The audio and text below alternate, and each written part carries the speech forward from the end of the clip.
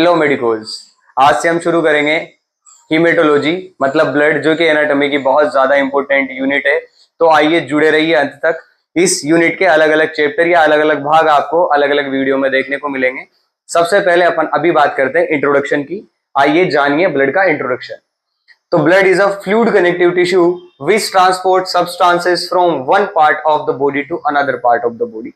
Blood एक तरीके का फ्लूइड कनेक्टिव टिश्यू होता है, मतलब ब्लड बॉडी के सारे पार्ट्स को जोड़ रहा है और ब्लड में सेल्स पाई जाती है, तो सेल्स का ग्रुप टिश्यू कहलाता है। तो ये एक तरीके का टिश्यू है जो पूरी बॉडी को जोड़ रहा है, और पूरी बॉडी को जोड़ने के साथ साथ ये ट्रांसपोर्टेशन कर रहा है चीजों का एक जगह से दूसरी जगह पर। दूसरी बात करें, blood is also known as river of life. River of life या बेसिस ऑफ लाइफ, जीवन का आधार किसे कहा जाएगा? ब्लड को कहा जाएगा। अगर ब्लड नहीं होगा तो हम जिंदा नहीं रह सकते, क्योंकि अपनी ऑक्सीजन की जो सप्लाई करता है वो ब्लड करता है। अपने ब्लड में से कभी खून निकल अपने शरीर में से कभी खून निकलने लग जाता है, उसे रोकता ब्लड है। हमें इन्फेक्शन हो जाता है, ब्लड में पाई जाने वाली व्हाइट ब्लड सेल्स उसे कम करती है। उसके बाद बात करें volume of blood. Volume of blood की अगर बात करते हैं तो एक एवरेज एडल्ट के अंदर ये 5 से 6 लीटर पाया जाता है। अगर बात करूं मैं मेल की, तो मेल में पाया जाएगा 5 से 6 लीटर और फीमेल में पाया जाएगा 4 से 5 लीटर। मतलब जो ब्लड है वो पाया जाता है हमारे शरीर के अंदर नॉर्मली 5 से 6 लीटर। अगर पुरुषों के शरीर के अंदर की बात करें तो ये 5 से 6 लीटर रहेगा, और महिलाओं में कंपेरेटिवली 1 किलो कम होता है या 1 लीटर कम होता है, तो 4 से 5 महिलाओं में रहेगा। और वहीं बात करें न्यूबॉर्न की, जो बच्चा अभी अभी पैदा हुआ है, उसमें 500 ग्राम ब्लड पाया जाता है नॉर्मली। उसके बाद अगर इसकी पीएच की बात करें ब्लड की, तो ब्लड जो है थोड़ा सा एल्कलाइन होता है, मतलब क्षारीय प्रकृति का होता है, और इसका जो पीएच होता है वो होता है 7.35 टू 7.45, मतलब 7.35 से 7.45 इसकी पीएच होने वाली है।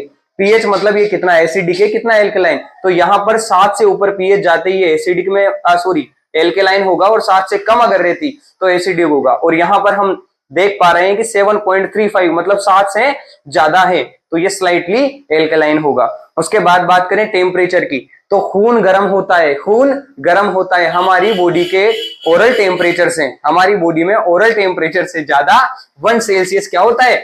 ब्लड का टेम्परेचर होता है। मतलब अगर मैं टेम्परेचर की बात करूं ब्लड की, तो ओरल टेम्परेचर से 1 सेल्सियस हमेशा ज्यादा रहेगा ब्लड का टेम्परेचर। उसके बाद blood is 5 times more viscous than water. पानी से 5 गुना ज्यादा गाढ़ा होता है हमारा ब्लड। उसके बाद blood is a type of extra cellular fluid. Extra cellular fluid, चलिए समझते हैं एक्स्ट्रा सेल्यूलर फ्लूइड क्या होता है। सेल के अंदर नहीं पाया जाता ब्लड, ब्लड वेसल्स के अंदर बहता रहता है। जो सेल के अंदर पाया जाता है उसे कहते हैं इंट्रासेल्यूलर फ्लूइड। क्या कहते हैं? Intracellular fluid. और जो सेल के अलावा पाया जाता है, बाहर पाया जाता है, उसको कहा जाता है एक्स्ट्रा सेल्यूलर फ्लूइड। तो ये एक तरीके का एक्स्ट्रा सेल्यूलर फ्लूइड होता है जो बॉडी में पाया जाता है। Blood is a softest body tissue. अरे ब्लड से ज्यादा सॉफ्ट कुछ भी नहीं हो सकता टिश्यू में। हमारे शरीर में इतने टिश्यू है, लेकिन पानी की तरह का टिश्यू कौन सा है? ब्लड है। तो सबसे सॉफ्ट अगर टिश्यू की बात करें तो वो ब्लड होगा। उसके बाद blood is a type of connective tissue but in liquid form, so it is also known as false या स्यूडो कनेक्टिव टिश्यू। अरे भैया ये कनेक्टिव टिश्यू तो है, लेकिन बाकी जो कनेक्टिव टिश्यू थे वो तो लिक्विड नहीं थे, वो तो लिक्विड नहीं थे। अब ये लिक्विड है तो बाकी कनेक्टिव टिश्यू नहीं बोलेंगे क्या कि हमें भी कनेक्टिव बोल रहे हो और इसे भी कनेक्टिव बोल रहे हो? ऐसा कैसे? तो इसका एक हल निकाला गया कि ये लिक्विड स्टेट में है, इसलिए इसको बोला गया स्यूडो कनेक्टिव टिश्यू या फॉल्स कनेक्टिव टिश्यू। कनेक्ट तो कर रहा है, लेकिन किस तरीके का? ये लिक्विड है। तो blood type of connective tissue but in liquid form. किस फॉर्म में? लिक्विड की फॉर्म में, इसलिए इसको क्या कहा गया? फॉल्स या स्यूडो कनेक्टिव टिश्यू कहा गया। और बात करें इसके कलर की, तो ब्लड का कलर लाल होता है क्योंकि इसमें आरबीसी पाई जाती है।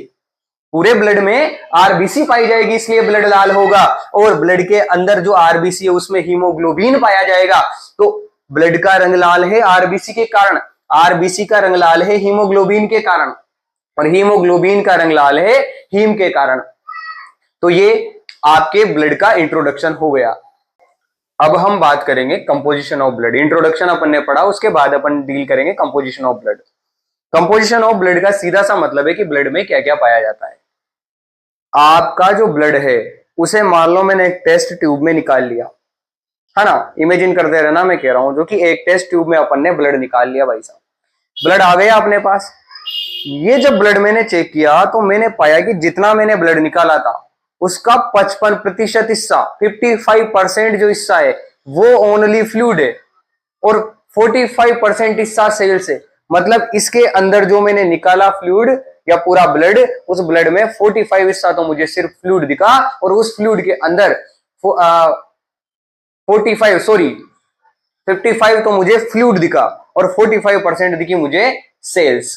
तो जो फ्लूइड मुझे दिखा उसको तो मैंने कहा प्लाज्मा और जो सेल्स मुझे दिखी उनको कहा मैंने फॉर्म्ड एलिमेंट्स। मतलब ब्लड कंपोजिशन में दो चीजें पाई जाएगी, एक तो फ्लूइड पाया जाएगा जो लगभग 55% बनाएगा ब्लड का, उसको तो अपन कहेंगे प्लाज्मा, और दूसरा क्या पाया जाएगा, फॉर्म्ड एलिमेंट्स मतलब ब्लड सेल्स।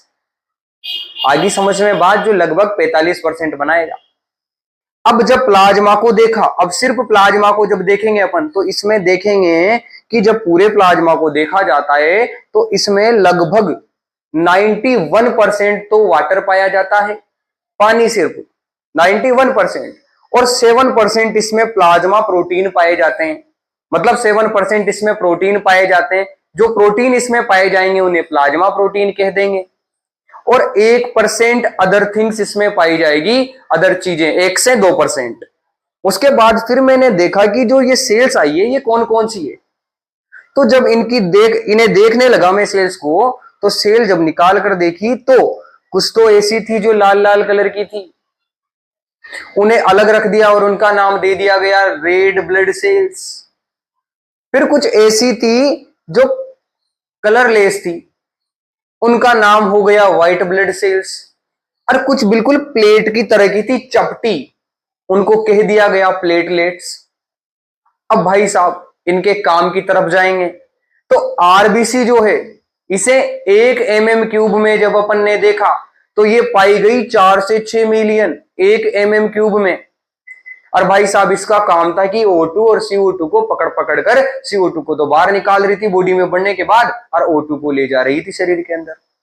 उसके बाद भाई साहब WBC की बात करें तो WBC शरीर के अंदर पाई गई 4500 से 11000, 1 mm³ ब्लड में, 1 mm³ ब्लड में ये 4500 से 11000 पाई गई WBC।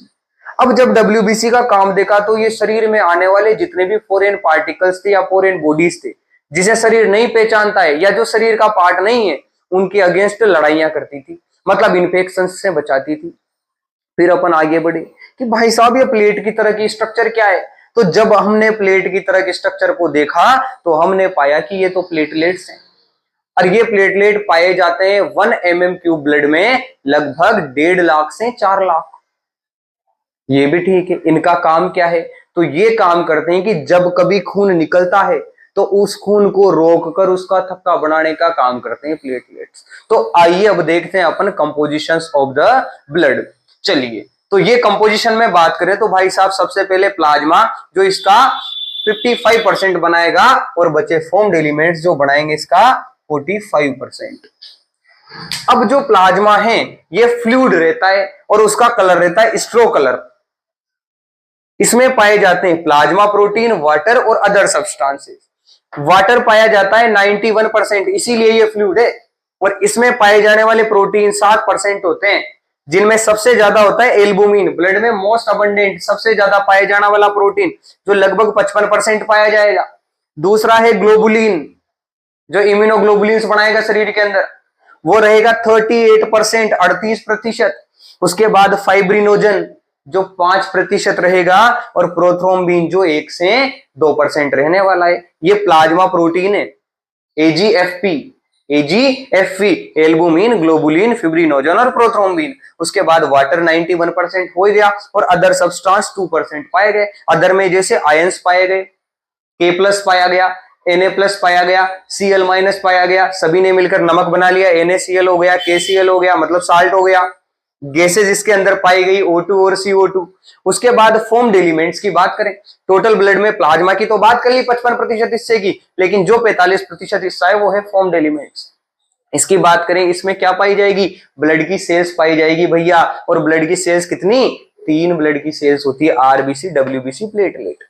आरबीसी को रेड ब्लड सेल्स कहा जाता है, इन्हें इरिथ्रोसाइट कहते हैं। रेड ब्लड सेल्स को ही इरिथ्रोसाइट कहा जाता है। अरे इरिथ्रो का मतलब लाल होता है, साइट का मतलब सेल। इरिथ्रो का मतलब रेड और साइट का मतलब सेल होता है। उसके बाद काउंट जो है इसका 4.426 4 से 6 मिलियन पर mm क्यूब पाया जाएगा ये। और गैसेस का ट्रांसपोर्टेशन करेगा O2 और CO2 को, CO2 को बाहर निकालेगा और O2 को एनवायरमेंट से शरीर के अंदर ले जाएगा, एक एक अंग तक O2 पहुंचाएगा, आरबीसी। उसके बाद बात करें WBC की, जिसे कहा जाएगा व्हाइट ब्लड सेल्स और इसे ही कहा जाएगा ल्यूकोसाइट।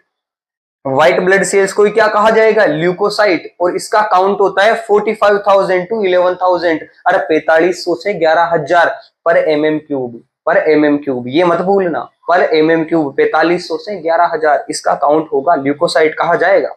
उसके बाद ये fight against the foreign bodies, कि कोई भी ऐसी चीज शरीर में आ गई जो शरीर का हिस्सा नहीं थी या शरीर उसे नहीं पहचानता, तो उसे तुरंत डिटेक्ट करके उसके अगेंस्ट लड़ना स्टार्ट कर देगी। उसके बाद बात करें प्लेटलेट्स। अरे प्लेटलेट्स जो होते हैं इन्हें कहा जाता है थ्रोम्बोसाइट्स। इसे इरिथ्रो, इसे ल्यूको और इसे थ्रोम्बोसाइट कहा जाएगा। और इसका काउंट रहेगा 1.5 लाख से 4 लाख। ये 1.5 लाख से 4 लाख पाए जाते हैं। अगर ये कम हो गए तो ब्लीडिंग डिसऑर्डर हो सकते हैं, क्योंकि ब्लड से बचाने के लिए, ब्लीडिंग से बचाने के लिए जिम्मेदार होते हैं प्लेटलेट्स। तो ब्लड क्लोटिंग और हीमोस्टेसिस, हीमोस्टेसिस मतलब ब्लड का बहना रोकना, वो काम रहेगा किसका, प्लेटलेट्स का। और इसका काउंट 1.5 लाख से 4 लाख रहने वाला है और इसे थ्रोम्बोसाइट कहेंगे अपन। तो ये कंपोजिशन हो गए ब्लड के।